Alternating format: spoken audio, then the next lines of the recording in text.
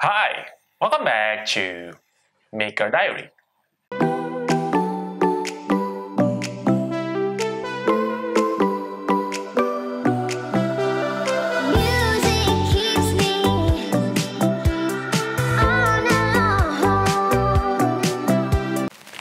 Oke, hari ini siapa yang belum pakai smartphone? Buat yang pakai smartphone, siapa yang bakal gelisah kalau lihat tanda seperti ini di smartphone kalian? Kayaknya ini berkaitan dengan fungsi smartphone yang sudah sangat berbeda dengan dulu ya. Kalau dulu mungkin smartphone cuma dipakai buat alat komunikasi, suara, ataupun teks. Sekarang sudah banyak banget. Bisa dipakai komunikasi buat chatting, buat video call, buat sosial media. Bisa juga dipakai buat entertainment seperti main game. Bisa dibuat streaming musik, streaming video. Bahkan bisa dipakai buat kerja. Bisa dipakai buat meeting online, bisa buat mobile banking, e-money, cek saham, dan mungkin lain sebagainya. Karena faktor-faktor tadi, penting bagi kita punya smartphone yang on dari kita bangun sampai kita tidur lagi.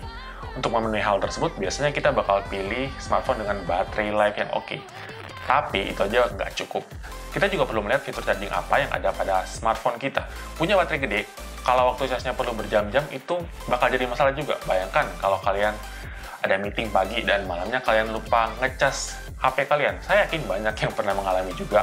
Nah, kalau smartphone kalian punya fitur charging yang kekinian, kalian tinggal cas sebentar dan HP kalian bisa survive sampai siang buat dicas kembali. Nah, di video kali ini saya bakal unbox, review, dan sedikit penjelasan soal teknologi charging yang ada saat ini. So, langsung aja, let's go! Oke, ini dia paket yang pertama, kita buka sama-sama ya. Isinya charger apa, kita lihat aja. Oke, ini memang saya beli kabel juga buat charging biasa. Oke, ini dia charger yang bakal kita bahas, salah satunya. Charger yang pertama ini, wah paketnya sudah lumayan penyok ya. Oke, kita lihat dulu. Dari Baseus, GAN. Tulisannya GAN ya, bukan AGAN.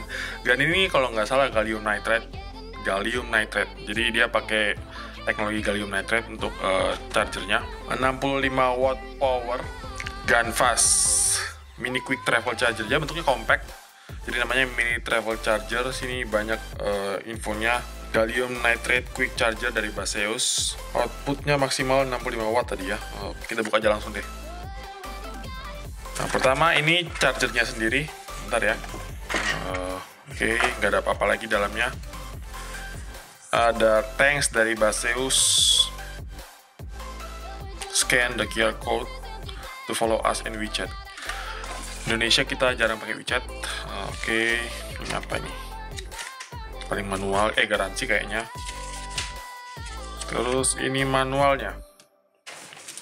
Sekarang kita beralih ke chargernya aja langsung ya. Oke, ini tampilan chargernya masih dalam plastik ini ya, kayak HP aja. Kita buka aja. Finishingnya doff gitu, bahannya oke. Feel-nya juga kayaknya padat banget dalamnya.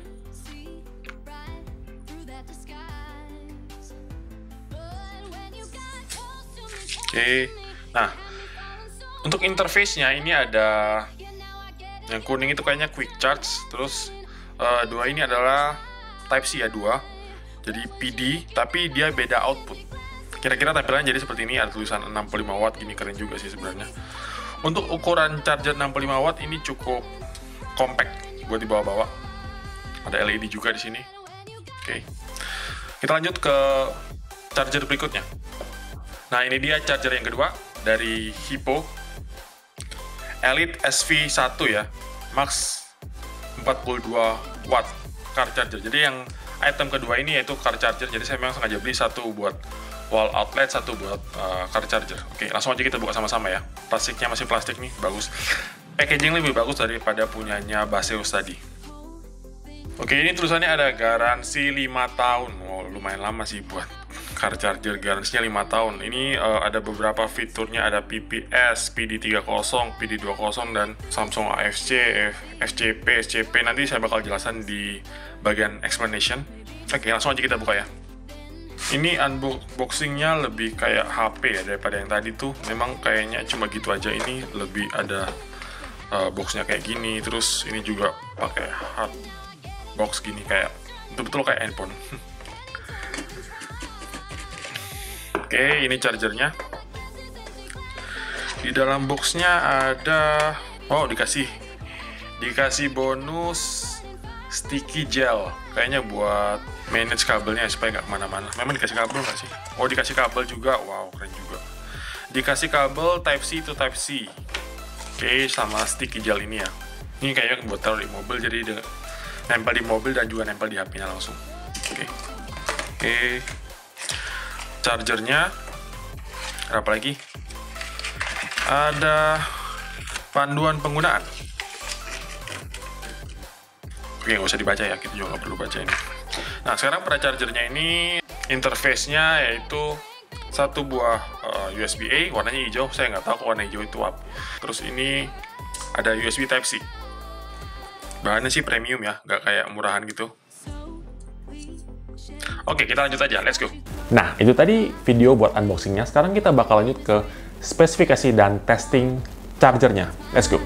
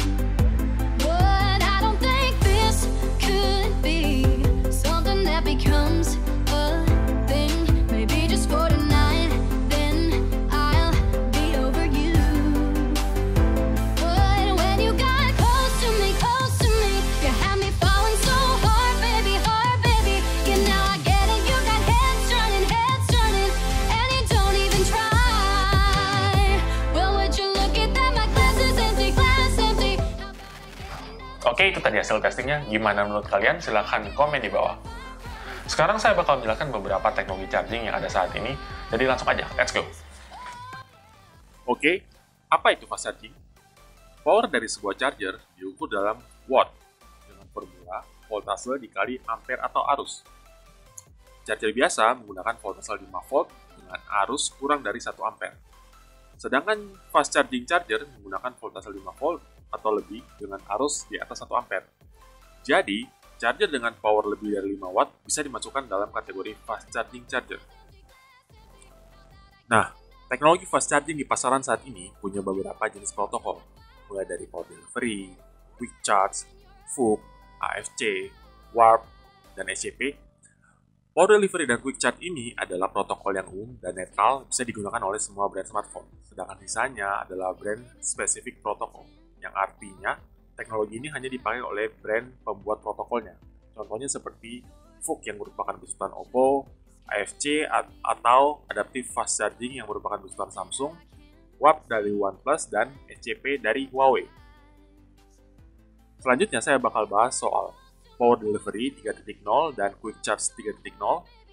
Let's go. Oke, Quick Charge 3.0.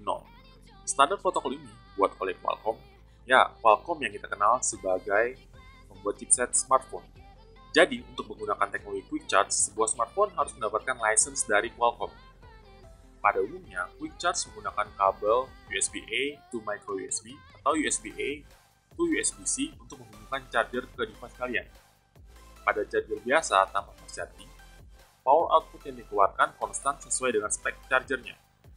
pada teknologi fast charging seperti quick charge, power outputnya yang keluar berubah-ubah sesuai dengan power yang dibutuhkan oleh device kita. Jadi, smartphone kita bakal request voltase ke charger sesuai dengan jumlah baterai yang telah terisi, dan charger akan memberikan voltase yang tersedia. Standar quick charge menyediakan voltase sebesar 5 volt, 9 volt, dan 12 volt dengan arus 1-2 ampere. Maksimum output dari quick charge adalah 27 watt. Oke, update terbaru adalah quick charge 4.0. Perbedaan yang paling signifikan pada versi 4.0 ini adalah kompatibilitasnya dengan protokol power delivery. Oke, sekarang kita bakal lanjut ke pembahasan dari power delivery. Let's go. Oke, lanjut ke power delivery 3.0. Dibuat oleh USB Implementers Forum. USB Implementer Forums adalah pembuat standar dari USB. Jadi, power delivery ini sifat license-nya adalah free. Pada umumnya, power delivery menggunakan USB-C ke USB-C untuk menghubungkan charger ke device kalian, atau USB-C ke Lightning kalau device kalian adalah iPhone atau iPad. Cara kerjanya kurang lebih sama dengan quick charge. Smartphone akan request voltase dan charger bakal kasih voltase yang sesuai. Bekerja pada voltase 5 volt, 9 volt, 12 volt, 15 volt, dan 20 volt dengan arus 1-5 ampere. Pada power delivery 3.0, maksimum outputnya jauh lebih besar, yaitu 100 watt. Charger power delivery hanya bisa mengeluarkan voltase 5 volt, 9 volt, 12 volt, 15 volt, dan 20 volt. Jadi, kalau sebuah smartphone minta voltase di luar itu, maka akan diberikan voltase lebih rendah yang mendekati. Pada tahun 2019, power delivery menambahkan fitur baru yang bernama PPS atau Programmable Power Supply. Dengan adanya fitur PPS ini, charger bisa supply berapapun voltase yang diminta selama masih dalam spek range dari power delivery, yaitu 5 volt sampai 20 volt. Nah, itu tadi penjelasan seputar fast charging dan cara kerjanya. Sekarang kita lanjut ke bagian kesimpulan. Nah, kedua charger yang saya beli ini punya kelebihannya masing-masing. Nah, pada charger Baseus, bentuknya sangat kompak dan punya output yang cukup besar, 65 watt. Ini dimungkinkan karena adanya penggunaan teknologi baru, yaitu GaN, atau gallium nitride yang akan menggantikan teknologi charger silikon. Untuk charger HiPo, keunggulannya yaitu punya output yang cukup gede untuk sebuah car charger, yaitu 42 watt, dan ada garansi selama 5 tahun dari HiPo-nya sendiri. Selain charger, faktor kualitas kabel mungkin perlu juga diperhatikan. Daripada kalian beli kabel harga 100 ribuan setoples, mending kalian beli 1-2 kabel dengan kualitas yang jauh lebih baik dengan harga yang sama. Selain bisa membuat fast charging, bisa juga dipakai buat transfer data dengan lebih cepat. Secara umum, teknologi quick charge dan power delivery tidak terlalu berbeda kalau kalian menggunakannya buat cas smartphone kalian. Tetapi di luar itu, protokol power delivery punya potensi yang jauh lebih unggul karena maksimum outputnya yaitu 100 watt. Power delivery bisa digunakan buat cas beberapa laptop yang mendukung, MacBook, terus bisa juga buat kamera, dan mungkin kedepannya bakal banyak device lain yang mendukung protokol power delivery ini. Oke, mungkin sekian dulu buat video kali ini. Kalau kalian ada ide atau saran, jangan lupa komen di bawah. Jangan lupa buat di subscribe, jangan lupa nyalakan lonceng notifikasi. See you on my next video. Bye!